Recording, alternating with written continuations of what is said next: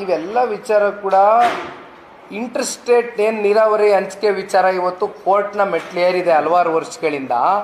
ಇವೆಲ್ಲವೂ ಸುಗಮವಾಗಿ ಬಗೆಹರಿಬೇಕು ಅಂತಕ್ಕಂಥ ಮನಸ್ಸು INDI ಏನದು ಮಿತ್ರಕೂಟ ಮಾಡ್ಕೊಂಡಿದಾರಲ್ಲ, ಕಾಂಗ್ರೆಸ್ಸು ಭಾಗವಾಗಿದಾರಲ್ಲ ಇವತ್ತು ಸ್ಟಾಲಿನ್ ಜೊತೆ, DMK ಜೊತೆ, ಅವರು ಕೂಡ ಮನಸ್ಸು ಮಾಡಿ ಕೂತ್ಕೊಂಡು ಅವ್ರ ಜೊತೆ ಚರ್ಚೆ ಮಾಡಿ ಸೌಹಾರ್ದಿತವಾಗಿ ಇವೆಲ್ಲವನ್ನ ಬಗೆಹರಿಸ್ತಕ್ಕಂಥ ಕೆಲಸ ಮಾಡಬೇಕು. ಇಲ್ಲಿ ನಾವು ಯಾವುದೇ ಪಕ್ಷ ಅಂತಕ್ಕಂಥ ತಾರತಮ್ಯ ಮಾಡ್ತಕ್ಕಂಥ ನಾವು ಸಿದ್ಧ ಇಲ್ಲ.